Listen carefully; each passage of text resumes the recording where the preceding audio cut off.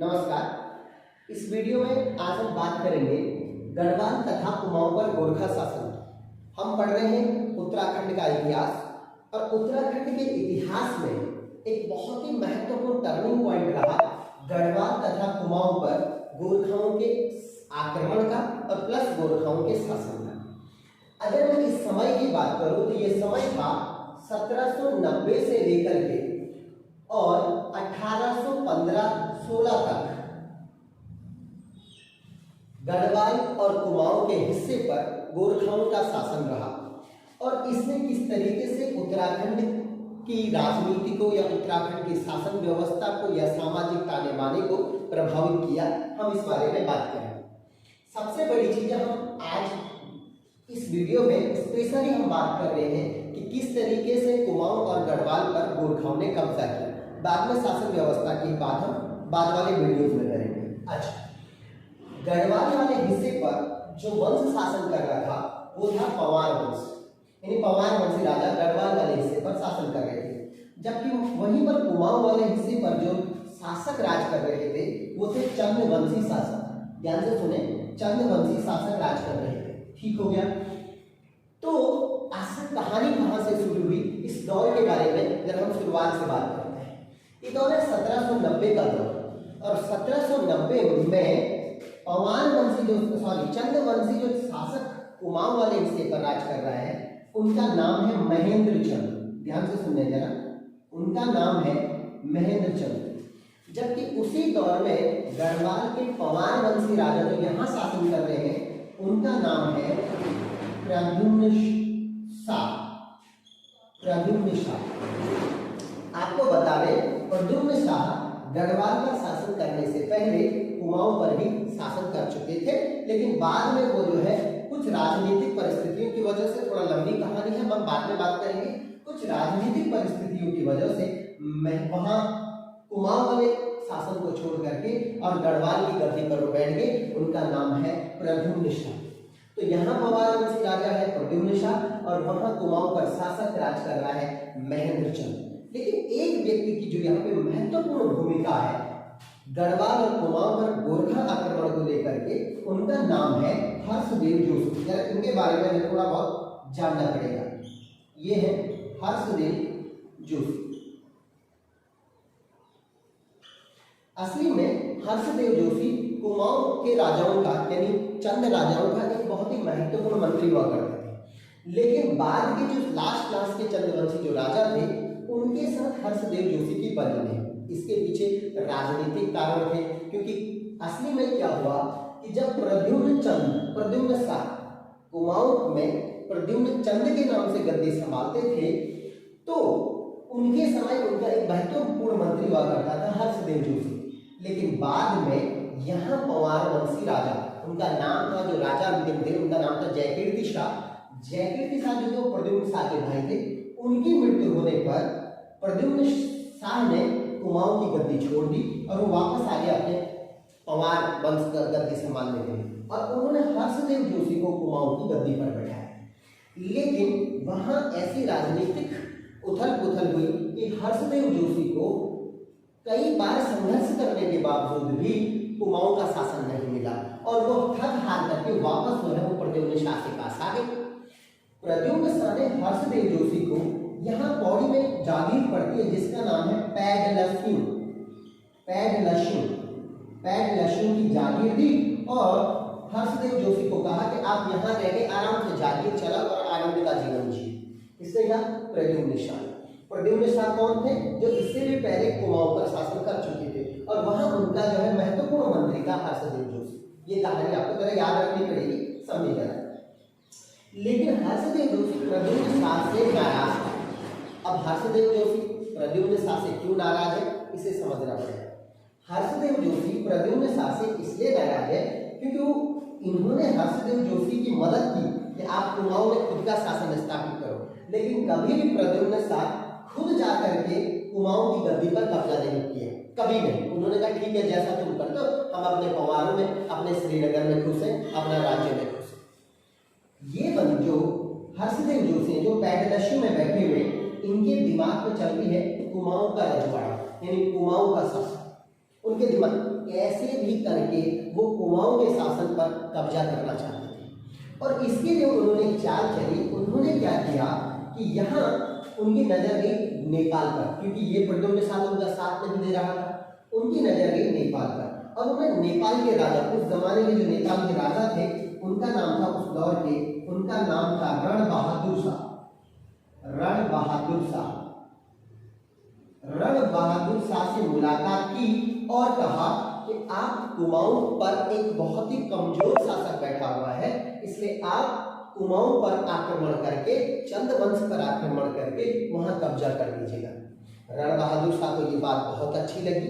उन्होंने क्या किया कि अपने महत्वपूर्ण 2-3 सैनिकों में, जिनका नाम मैं अगर आप बताऊं, हस्तिधर चौतरिया, अमर सिंह थापा, इन लोगों को जो है वो कुमाऊं पर आक्रमण करने दिया। लेकिन किसके कहने पर? ये थे हर्षदेव जोशी के कहने पर।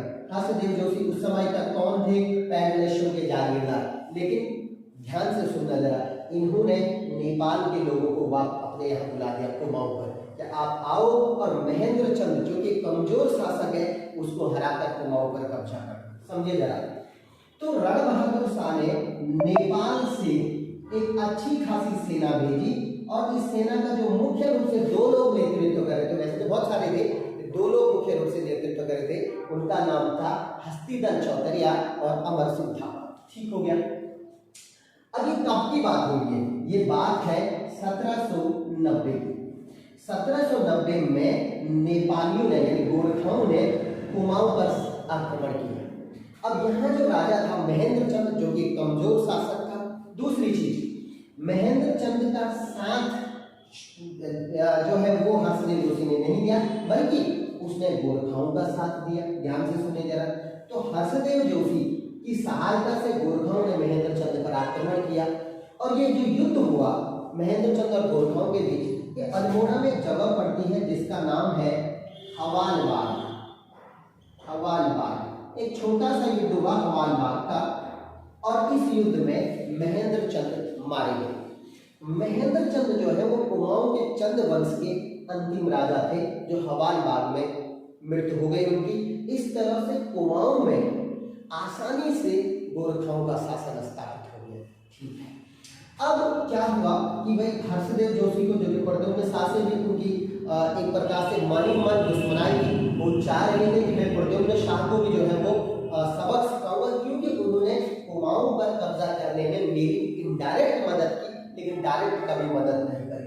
तो हर्षदेव जोशी ने नेपालियों से कहा, गोरखाओं से, कि आप एक काम करो, आपने महेंद्र चंद तो जीत लिया आसानी से, मैं आपका साथ देता हूँ। कुमाऊं गढ़वाल का पवार वंश के राजा भी इतना ज्यादा प्रभावशाली नहीं है, इसलिए आप एक काम करो, गढ़वाल पर भी आक्रमण कर दो और मैं अच्छी तरह से गढ़वाल को भी जानता हूँ और जो है मैं आपका साथ दूंगा और प्रद्युम्न शाह पर भी हम कब्जा कर देंगे और इस वजह से प्रद्युम्न शाह को हराकर हम जो है वो गढ़वाल वाले हिस्से को भी जीत जाएंगे। गोरखाओं ने, क्योंकि हर्षदेव जोशी के कहने पर उन्होंने कुमाऊं जीता था, उन्होंने उनकी बात पर विश्वास कर दिया। तो उन्होंने क्या करा कि जो है गोरखाओं ने प्रद्युम्न शाह पर आक्रमण कर दिया, यानी पवार राज्य पर आक्रमण करा। तब की बात हो रही है, ये है 1791 ईस्वी। उन्होंने पवार राज्य पर आक्रमण कर दिया गोरखाओं ने, इसके कहने पर हर्षदेव जोशी के कहने पर। और सबसे पहले उन्होंने शुरुआत करी यहाँ लैंसडाउन वाले, पौड़ी का जो लैंसडाउन वाला हिस्सा है वहां पर। और लैंसडाउन वाले हिस्से पर उस जमाने में जो पवार वंश का एक महत्वपूर्ण गढ़ हुआ करता था, पवार राज्य का, उस गढ़ का नाम है, ध्यान से सुनना जरा, लंगूरगढ़। लंगूरगढ़, उन्होंने लंगूरगढ़ पर आक्रमण कर दिया।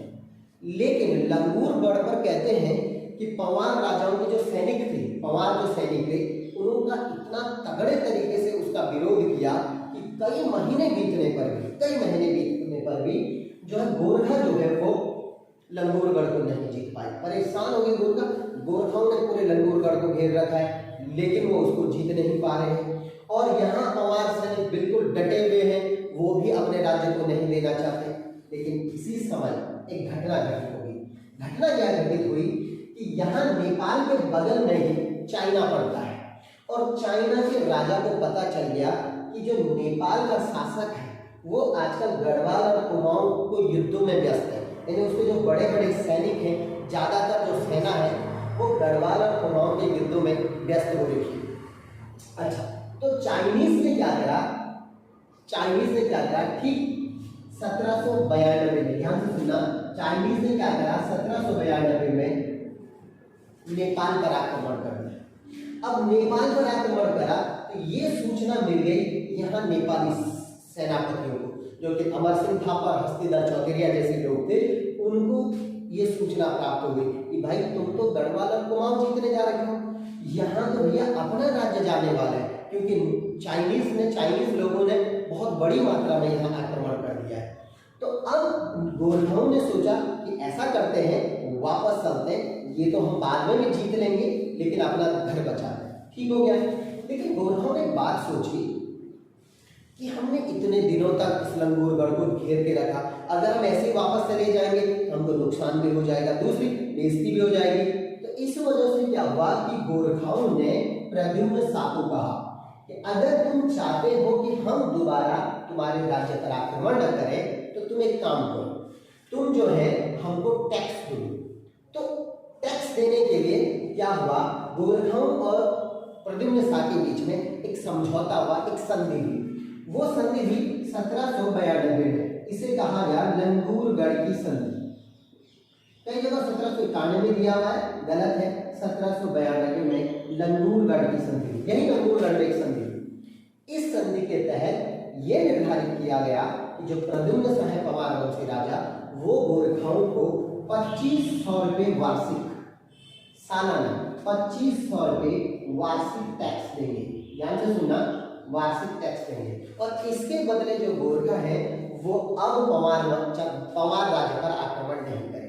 ठीक, अच्छा, इस तरीके से उस दौर में 1791 के दौर, 92 के दौर में, 1791-92 के दौर में गढ़वाल पर जो भीषण हमला गोरखा करने वाले थे, चाइनीज के नेपाल पर युद्ध करने के कारण फिलहाल तो टल गया, लेकिन ये फिलहाल के लिए टला, अभी आगे क्या स्थितियां बनती है देखिए। अब ये शासन किसका, पवारों में शासन में प्रद्युम्न शाह था। चंदों में महेंद्र चंद अंतिम पवार राजा, अब वो मर गया है। अब हम पूरे कुमाऊं वाले हिस्से पर शासन हो गया गोरखा का, और यहाँ प्रद्युम्न शाह गद्दी पर बैठे। लेकिन एक घटना क्या घटित हुई, ठीक लंगूरगढ़ की संधि के 3 साल बाद 1795 में, समय समझे जरा सा, 1795 में ठीक 3 साल बाद 1795 में गढ़वाल में भयानक अकाल पड़ा। इतना भयानक अकाल पड़ा कि जो है खाने पीने के लाले पड़ गए, इतनी बुरी स्थिति हो गई गढ़वाल में। इस भयानक अकाल को पहाड़ी भाषा में उन्होंने एक नाम दिया, स्थानीय भाषा में उसका नाम दिया 51 समझे जरा, 51 उन्होंने नाम दिया। ठीक हो गया। अब जब ये स्थितियां यहाँ पर बनी तो अकाल की वजह से राजा के पास इतना पैसा नहीं रहा। अब उस दौर का 2500 बहुत होता है, आज के जमाने के बाद उस दौर का 2500 सोचो जरा, 1792 का 2500 है। तो राजा इस स्थिति में नहीं रहा कि वो नेपाल को सालाना टैक्स दे सके, और राजा ने क्या करा, टैक्स देना फिलहाल बंद कर दिया। बंद तो कर दिया, लेकिन जो है इस वजह से गोरखा जो है वो गुस्से में आ गए। उन्होंने कहा भैया ये टैक्स नहीं देगा हमको सालाना, इसने संधि का उल्लंघन कर दिया, समझे जरा। तो क्या हुआ, अब अभी प्रद्युम्न शाह की जो है वो जो दुश्वारियां हैं वो अभी खत्म नहीं हुई, बड़ी मुश्किल से अकाल से उभरा ही था कि कुछ समय बाद, यानी अगर मैं बात करूं 1803 में गढ़वाल में भयंकर भूकंप आया। अब भूकंप आप सोचो, आज भी हमारे पहाड़ की, हमारे उत्तराखंड की सबसे महत्वपूर्ण, जो सबसे खतरनाक जो आपदा है वो है भूकंप, क्योंकि हम भूकंप की दृष्टि से 4th और 5th जोन में आते हैं। ठीक हो गया। अब 1803 में गढ़वाल वाले हिस्से पर, समझे जरा, गढ़वाल वाले हिस्से पर भयंकर भूकंप आया। अब ये भूकंप जो था आपको पता कितने रिएक्टर का था, वो भूकंप था करीब 9 रिएक्टर का, 9 रिएक्टर का ये भूकंप था, 9 रिएक्टर का। आपको बता दो, भूकंप को रिएक्टर में मापा जाता है, उसकी इंटेंसिटी को रिएक्टर में मापा जाता है। 9 रिएक्टर का भूकंप आया। भूकंप इतना भयानक था कि पूरा गढ़वाल तहस नहस हो गया और मात्र 20 से 25% लोग ही जिंदा रहे। मात्र 20 से 25% लोग ही जिंदा रहे। देखो यहाँ अली अकाल से निपटा था कि यहाँ स्थिति इतनी बुरी हो गई कि प्रद्युम्न शाह की दुश्वारियां कम होने का नाम नहीं ले गई। अब 1803 का दौर, गोरखाओं को लगा अब ये बेस्ट समय है क्योंकि पंवार वंशी राजा अब बहुत ही कमजोर हो गए। एक तो 20 से 25% लोग बचे हुए, कई मात्रा में सैनिक मर गए, कई मात्रा में आम जनता मर गई, धन धान्य नष्ट हो गया। आपको बता दूं 1803 में श्रीनगर का जो महल था जो कि राजा जयपाल ने बनवाया था वो महल ध्वस्त हो गया। राजा के खुद के रहने के लिए जगह नहीं मिली। और ये 1803 में जब इतना भीषण आपदा का दौर उत्तराखंड में गढ़वाल का था तो इस दौर में गोरखाओं ने 1803 में पंवार राज्य पर दोबारा आक्रमण किया, दूसरा आक्रमण 1803 में। अब सोचो आप इस कंडीशन में जबकि राजा की इतनी बुरी स्थिति, पूरी रात 75% प्रजा मर गई है, न पैसा बचा, कुछ भी चीजें नहीं बची हुई, स्थिति बहुत बुरी हो गई है। उस दौर का फायदा उठा करके गोरखाओं ने पंवार राजा प्रद्युम्न शाह पर आक्रमण कर दिया। मगर अब आक्रमण कर दिया तो राजा का कर्तव्य होता है कि जितने भी लोग बचे, चाहे 20% या 25% जो लोग बचे, उनकी रक्षा करनी है, अपने राज्य की रक्षा करनी है। और इस वजह से राजा प्रद्युम्न शाह खड़े हो गए। उन्होंने कहा कि अब मैं लड़ूंगा गोरखाओं से। वो लड़े गोरखाओं से। 1803 से 4 के बीच, समझे जरा, तीसरा पॉइंट समझे, 1803 से 4 के बीच प्रद्युम्न शाह और गोरखाओं के बीच में, ध्यान से सुने, प्रद्युम्न शाह और गोरखाओं के बीच में टोटल 3 युद्ध हुए जो बड़े लेवल पर थे। 3 युद्ध सुने जरा। पहला युद्ध हुआ उत्तरकाशी के, पहला युद्ध हुआ उत्तरकाशी के पहले हुआ चंबा में, टिहरी के चंबा में युद्ध हुआ, इसे कहा गया चंबा का युद्ध। दूसरा युद्ध हुआ उत्तरकाशी में बाराहाट में, इसी 1803 के हेरफेर में बाराहाट का युद्ध। आपको बता दो इन दोनों युद्धों में राजा हार गए मगर निर्णायक नहीं हुआ। राजा पकड़ा नहीं गया, मारा नहीं गया, राजा हार गया। उसके बाद राजा भाग गया वहां से, यानी पहले चंबा के युद्ध में हारा, वहां से भाग गया, उसके बाद बाराहाट के युद्ध में हारा, वहां से भाग गया राजा। अब राजा भाग करके आया हरिद्वार, और हरिद्वार आया, लेकिन देखो कितना बड़ा साहस है कि इतनी बुरी स्थिति तो भी गोरखाओं से लड़ रहा है, अपने राज्य को बचाने के लिए लड़ रहा है। 1804 आते आते आजा राजा जो है वो जब 2 युद्धों में हार गया है, आ गया हरिद्वार में। हरिद्वार में राजा गया सबसे पहले सहारनपुर। अब सहारनपुर में गया राजा, पैसों की जरूरत थी, राजा अपने साथ लेके आया था अपना सिंहासन जो कि महल के अंदर जिस पर राजा बैठता था। अब वो महल टूट गया तो राजा अपने साथ सिंहासन लेकर के आया। तो उसने क्या करा, सहारनपुर में जाकर के अपना वो सिंहासन बेचा, जो सोने चांदी का मड़ा हुआ जो सिंहासन था उस सिंहासन को बेचे। वहां से कुछ पैसे इकट्ठा हुए। अब पैसे तो हो गए, लेकिन अब जो जरूरत थी राजा को वो थी सैनिकों की, क्योंकि 25% लोगों में कितने सैनिक रहे होंगे, तो अब वो सैनिकों की जरूरत थी राजा को। तो राजा की मदद करी एक बंदे ने, ध्यान से सुनना जरा, राजा की मदद करी एक बंदे ने, उसका नाम था रामदयाल। समझिए जरा, राजा की मदद की एक बंदे ने, उसका नाम था रामदयाल। और वो रामदयाल था हरिद्वार में एक जगह पर थी लंढौरा। तो लंढौरा का जो शासक था उसका नाम था रामदयाल। इस रामदयाल ने मदद करी प्रद्युम्न शाह की, और उसको प्रद्युम्न शाह को 12,000 सैनिक दिए, करीब 12,000 सैनिक दिए। और बोला भाई ऐसा है, अब तेरे पास पैसा भी हो गया और अब तेरे पास सैनिक भी हो गए, क्योंकि भाई सैनिक रखने तो उनके खाने पीने के लिए व्यवस्था करने तो उसके लिए पैसा चाहिए। तो धन भी हो गया और थोड़ा बहुत मात्रा में राजा के पास जो है वो सैनिक भी हो गए। राजा खुश हो गया, मदद हो गई राजा की। समझे जरा। तो अब क्या हुआ, आगे की कहानी को समझे जरा। जब लंढौरा के राजा ने ऐसा कर दिया, 12,000 सैनिक दे दिए, अब राजा थोड़ा सा जो है वो फुल मूड में आ गए कि अब मैं अपने राज्य को बचा सकता हूँ। अब तीसरा युद्ध होगा और उस युद्ध का नाम होगा खुड़बुड़ा का युद्ध। समझे जरा, खुड़बुड़ा का युद्ध, खुड़बुड़ा का युद्ध। जो खुड़बुड़ा का युद्ध हुआ, जरा सा ध्यान से सुने, जो खुड़बुड़ा का युद्ध हुआ वो हुआ 14 मई 1804।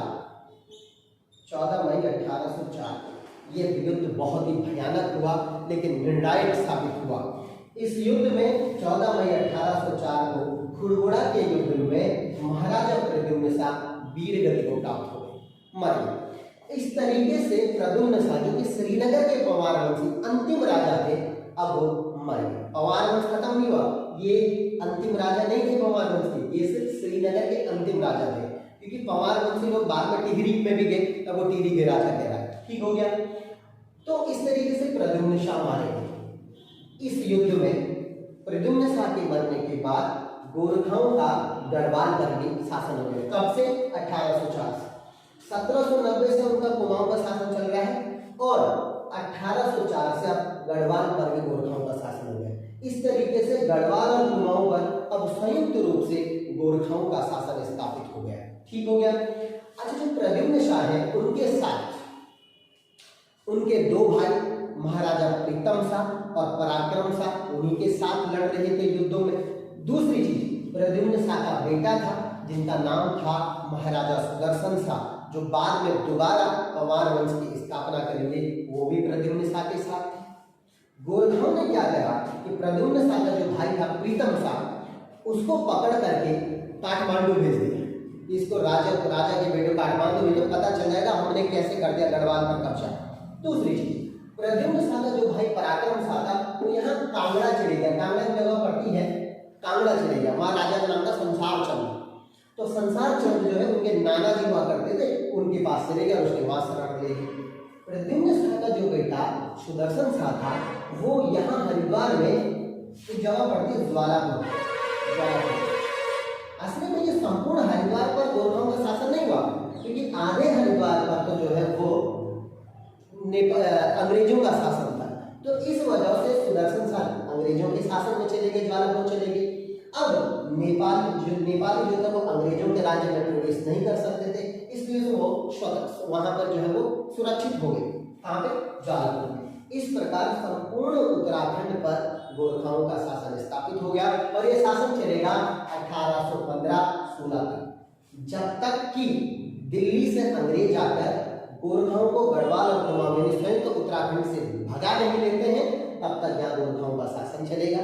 आपको बता दूं, गोरखाओं के शासन को गढ़वाल और कुमाऊं में गोरखियाणी कहा जाता है। उन्होंने बहुत ही भयंकर तरीके से, अत्याचार तरीके से, अमानुषिक तरीके से यहाँ पर शासन किया और इस तरीके से गढ़वाल और कुमाऊं पर गोरखाओं का शासन स्थापित हो गया। धन्यवाद।